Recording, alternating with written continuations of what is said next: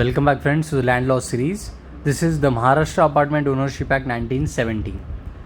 इस वीडियो में हम लोग सेक्शन 6 से लेकर सेक्शन 8 कवर करेंगे, जिसमें कॉमन एरियाज़ एंड फैसिलिटीज़ क्या होती है, रीडेवलपमेंट ऑफ अपार्टमेंट कैसे होता है, उसका प्रोसीजर क्या है, सर्टन वर्क्स प्रोहिबिटेड यानी कौन कौन से काम आप लोग नहीं कर सकते, ये सारे डिटेल्स दिए हुए हैं.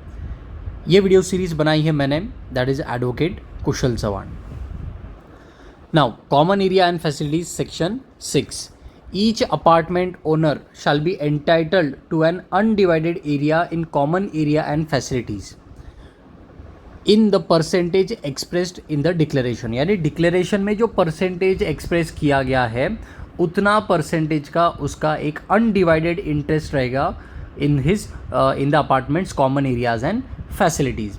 और जो अनडिवाइडेड इंटरेस्ट है, जो परसेंटेज है, वो कैसे कैलकुलेट होगा, तो it shall be computed by taking a basis of value of apartment in relation to the value of property. यानी सिंपल तरीके से अगर मैं आपको एक्सप्लेन कराऊंगा तो टोटल समझो जिस अपार्टमेंट में अगर 10,000 स्क्वायर फीट का सारे अपार्टमेंट्स मिलके अगर एक हज़ार स्क्वायर फीट के अगर 10 अपार्टमेंट है तो टोटल स्क्वायर फीट कितना हो गया, 10,000 स्क्वायर फीट हो गया. तो एक अपार्टमेंट अगर 1,000 स्क्वायर फीट का है तो that will be 10% of the total square feets of the apartment. तो कॉमन एरिया एंड फैसिलिटीज़ को अगर हम लोग 100% अगर कंसिडर करेंगे तो उस 100% में इस एक फ्लैट ओनर का 10% हिस्सा रहेगा. ठीक है, तो ये एक बेसिस होता है कैलकुलेट करने का, जो आपका जो एरिया होता है फ्लैट का या अपार्टमेंट का जो एरिया है to the total apartments area, ये जितना परसेंटेज आएगा उतना हम लोग उस प्रॉपर्टी में उसका परसेंटेज कंसिडर करते हैं. ठीक है, तो प्रॉपर्टी में भी उतना ही परसेंटेज और कॉमन एरिया फैसिलिटीज़ में उतना होता है, या फिर जो भी डिक्लेरेशन में जैसे एक्सप्रेस किया गया है वैसे. ठीक है, तो ये फाइनल होगा. Okay, it will be having a permanent character. इसका आप लोग चेंज नहीं कर सकते, not to be altered without the consent of all the apartment owners. सारे अपार्टमेंट ओनर की कंसेंट के बिना आप लोग उसको चेंज नहीं कर सकते एक बार जो डिसाइड किया गया है डिक्लेरेशन में. या तो फिर आपको अगर चेंजेस करने हैं उसके बाद तो आपको अमेंडमेंट करना होगा वैसे डिक्लेरेशन में. ठीक है, उस डिक्लेरेशन को एग्जीक्यूट और उसको रजिस्टर करना होगा under this provision of the act. और जो परसेंटेज एरिया जो डिक्लेयर किया गया कॉमन एरियाज एंड फैसिलिटीज़ में जो अनडिवाइडेड इंटरेस्ट है उसको आप लोग कभी सेपरेट नहीं कर सकते अपार्टमेंट से, वो उस पर्सन का एक राइट बन जाता है. ठीक है, and the common areas and facilities shall remain undivided and no apartment owner shall bring any action for the partition और डिवीजन. अब कॉमन एरिया फैसिलिटीज़ में कोई जो अपार्टमेंट ओनर है उसका डिवीजन या पार्टीशन करके नहीं मांग सकता. ठीक है, अगर कुछ करना भी है डिवीजन या पार्टीशन तो पहले वो जो प्रॉपर्टी है उसको रिमूव करना होगा थ्रू दिस एक्ट. यानी आपको वो जो हमने डिक्लेरेशन किया है अपार्टमेंट का वो डिक्लेरेशन जो है आपको कैंसिल करना होगा, उसकी एक अलग से प्रोसीजर है. तो वो अपार्टमेंट अभी अपार्टमेंट नहीं रहेगा, अभी वो इंडिपेंडेंट लैंड है जिसमें सबका अधिकार है, और फिर उसके बाद वो परसेंटेज जो है उसके हिसाब से डिवीजन मांग सकता है. बट जब तक वो अपार्टमेंट है तब तक उसका कॉमन एरियाज एंड फैसिलिटीज़ में जो भी उसका अनडिवाइडेड इंटरेस्ट है वो उसको सेपरेट या पार्टीशन करके डिवाइड या उसको सेपरेट नहीं कर सकता.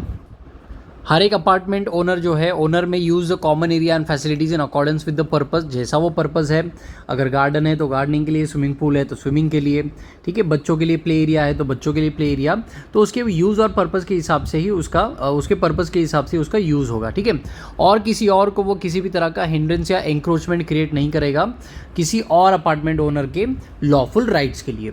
ठीक है, और कॉमन एरिया फैसिलिटीज़ का जो भी मेंटेनेंस, रिपेयर या रिप्लेसमेंट है या एडिशन से या इम्प्रूवमेंट है वो उस अपार्टमेंट के बाई लॉस के अकॉर्डिंगली गवर्न होगा. 6 पॉइंट यहाँ पर दिया हुआ है, the association of apartment owners shall have the irrevocable right. यानी जो अपार्टमेंट ओनर्स का एसोसिएशन है, ओनर्स है, इनको राइट है या जो भी मैनेजर रहेगा या बोर्ड ऑफ मैनेजर्स होंगे to access to each apartment. हर अपार्टमेंट का वो एक्सेस ले सकते हैं, अपार्टमेंट में जा सकते हैं, चाहे वो किसी और का अपार्टमेंट हो, during the reasonable hours. Reasonable hours में जाना होगा. क्या रीज़न हो सकता है जाने के लिए, तो मेंटेनेंस, रिपेयर और रिप्लेसमेंट, ठीक है, of any common area facilities. Okay, या कोई इमरजेंसी रिपेयर होता है या प्रिवेंट द डैमेजेस जो किसी और अपार्टमेंट या अपार्टमेंट्स को डैमेज कर सकता है. तो ये रीज़न से जो एसोसिएशन अपार्टमेंट ओनर है, जो manager and board of manager है, इनको इस एक्ट के थ्रू उनको राइट दिया गया है कि वो किसी भी अपार्टमेंट में जाकर उसका रिपेयरिंग, मेंटेनेंस, रिप्लेसमेंट कर सकते हैं during the reasonable hours. Then this new section was added later, 6A, that is redevelopment of the apartment. ठीक है, तो अगर कोई भी काम, any work in relation to the redevelopment अगर करना है तो consent of the majority of apartment is necessary. ठीक है, अगर बिल्डिंग पूरा गिरा के नया बिल्डिंग अगर वहाँ पर रीडेवलप करना है तो उसके लिए majority of the apartment owners की कंसेंट चाहिए. यानी अगर 10 लोगों का अगर अपार्टमेंट है तो 6 इज़ द मेजॉरिटी, 11 लोगों का अपार्टमेंट है तो भी 6 इज़ द मेजॉरिटी. ठीक है, यानी 50% से ज़्यादा. तो ऑड अगर है तो फिर 50% से ज़्यादा ही होगा, और इवन नंबर है तो 50% + 1 रिक्वायर्ड रहेगा. ठीक है, तो बट रीडेवलपमेंट के लिए भी कुछ कंडीशंस है. So provided that in respect of such building the period of 30 years has been completed. एक तो रीडेवलपमेंट के लिए बिल्डिंग तभी जाएगी जब उसको 30 ईयर्स कंप्लीट हो चुके हैं from the issuance of completion certificate, या जो भी ऑक्यूपेंसी सर्टिफिकेट रिक्वायर्ड होता है लोकल अथॉरिटीज़ की तरफ से मिलता है, तो उसके बाद 30 ईयर्स होने चाहिए. ठीक है, तो ही majority of the apartment owners ऐसा डिसीजन ले सकते हैं. या तो फिर प्लानिंग अथॉरिटी, जो कंसर्न लोकल प्लानिंग अथॉरिटी होती है, ठीक है, हैज़ डिक्लेयर्ड सच बिल्डिंग, जैसे म्यूनसिपल कॉर्पोरेशन या town planning department has declared such building that the building is in ruinous condition and likely to fall. वो बिल्डिंग इतनी कमज़ोर हो चुकी है कि वो कभी भी गिर सकती है. ठीक है, अब ये 30 ईयर्स का क्राइटेरिया नहीं है. अगर प्लानिंग अथॉरिटी ने अगर डिक्लेयर कर दिया कि बिल्डिंग रुइनस कंडीशन में है, लाइकली टू फॉल, ठीक है, डेंजरस हो चुकी है ऑक्यूपाई करने में, ठीक है, और उसको अभी कोई रिस्टोरेशन भी नहीं किया जा सकता, ओके, या किसी और नेबरहुड के बिल्डिंग्स को भी खतरा हो सकता है, तो भी 30 ईयर्स अगर कंप्लीट नहीं हो गए तो भी रीडेवलपमेंट के लिए क्राइटेरिया ये एप्लीकेबल हो सकता है. अगर कोई अपार्टमेंट ओनर्स रीडेवलपमेंट के लिए मना कर दे या अपना अपार्टमेंट खाली करने से मना कर दे तो उसके लिए क्या प्रोविजन है. तो section 6B summarily eviction of apartment owners in certain cases where the association of apartment owners obtaining such consent of the majority submit the proposal for redevelopment. Redevelopment के लिए उन्होंने प्रपोजल सबमिट कर दिया गया है, apartment owners की majority consent ले चुकी है, और अगर वो प्रपोजल अप्रूव कर दिया गया है by the planning authority, then it shall be binding on all apartment owners to vacate the apartment. सब ने उसको वेकेट करना है. नाउ बाइंडिंग है, इसका मतलब क्या है कि जो कंसर्न एसोसिएशन ऑफ ओनर्स है या जो डेवलपर है, उन्होंने to make available the alternate temporary accommodation, temporary accommodation देना है, या उनको रेंट के लिए जो भी जैसा भी डिसीजन लिया जाएगा कितना पेमेंट चाहिए तो वो हिसाब से रेंट देना होगा, या अल्टरनेट अकोमोडेशन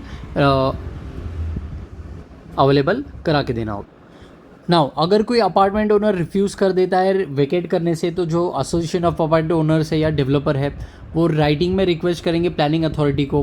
ठीक है, प्लानिंग अथॉरिटी फिर उसे रिटर्न में नोटिस करेगी. ठीक है, order of any apartment owner to vacate the apartment within the specified time, या 2 महीने 3 महीने में आपने उसको खाली करवाना है. Such notice shall clearly specify the reasons. Notice में लिखा होना चाहिए कि भाई रीडेवलपमेंट हो रहा है, ऐसे ये रीज़न से आपको खाली कराने की ज़रूरत है. और अगर समझो वो पर्सन अवेलेबल नहीं है तो वो जो रिटर्न नोटिस है वो उस अपार्टमेंट पर लगाना या उस बिल्डिंग में लगा देना. ठीक है, तो भी ये सफिशिएंट इंटीमेशन होगा इफ़ वो शो अप नहीं करता है तो. ठीक है, on the issue of notice every person in the occupation of the apartment shall vacate करना ही होगा. ठीक है, और अगर नोटिस वगैरह लगाने के बाद भी अगर वो पर्सन जो है अपार्टमेंट वेकेट नहीं करता है तो planning authority shall evict from such apartment और building by any police officer. Police officers को डायरेक्ट करके use such force as reasonably required. Police force को भेजकर रीजनेबल फोर्स यूज़ करके उस अपार्टमेंट को खाली करवाया जा सकता है. सेक्शन 7 डील करता है compliance with the covenant bylaws and administrative provisions. ठीक है, so each apartment owner shall comply strictly with the bylaws. Apartment के जो बाईलॉज है उसको फॉलो करना ज़रूरी है. ठीक है, वो बाईलॉज या तो फिर जो भी रिस्ट्रिक्शंस या कंडीशन डीड ऑफ डिक्लेरेशन में एंटर किए गए हैं या डीड ऑफ अपार्टमेंट में जो भी कंडीशंस है वो सारे उन्होंने स्ट्रिक्टली फॉलो करने हैं. ठीक है, फेलियर टू कंप्लाई, अगर कोई फॉलो नहीं करता है तो उनके अगेंस्ट में एक्शन लिया जाएगा. जो भी नुकसान हुआ है वो रिकवर किया जाएगा. ठीक है, जो भी डैमेजेस एंड इंजेक्टिव रिलीफ जो भी रिक्वायर्ड है. ठीक है, both maintainable by manager and board of managers on behalf of the association of apartment owners. जो मैनेजर और बोर्ड ऑफ मैनेजर है on behalf of the association apartment owner, उनके against में डैमेजेस क्लेम कर सकते हैं बाय एन, या फिर जिस किसी का भी नुकसान हुआ है वो भी उस पर्सन के अगेंस्ट में डैमेजेस या रिलीफ क्लेम कर सकता है, कोई भी दूसरा apartment owner. Section 8 deals regarding the certain work prohibited. कुछ काम जो है इसको प्रोहिबिट किया गया है। No apartment owner shall do any work which would jeopardize the soundness and safety of the property. ठीक है, प्रॉपर्टी को धोखा हो सकता है, उसके साउंडनेस एंड सेफ्टी जो है खतरे में हो सकती है, या उस अपने अपार्टमेंट या प्रॉपर्टी का वैल्यू रिड्यूस हो सकता है। ऐसा कोई भी काम कोई अपार्टमेंट ओनर नहीं करेगा। कोई भी अपार्टमेंट ओनर किसी भी तरह का मटेरियल स्ट्रक्चर जो है ऐड नहीं करेगा अपार्टमेंट में, या कोई भी एस्केवेट नहीं करेगा, खुदाई का काम नहीं करेगा, कोई भी बेसमेंट या सेलर बनाने का काम नहीं करेगा। जो भी बेसिक स्ट्रक्चर है अपार्टमेंट का उसमें कोई भी चेंजेस नहीं कर सकता। ठीक है, unless unanimous consent of other apartment owner. सबका कंसेंट लेने के बाद ही ऐसे कुछ स्टेप्स लिए जा सकते हैं जो नॉर्मली प्रोहिबिट किए गए हैं। सो थर्ड वीडियो इस एक्ट हम लोग यही ख़त्म करेंगे।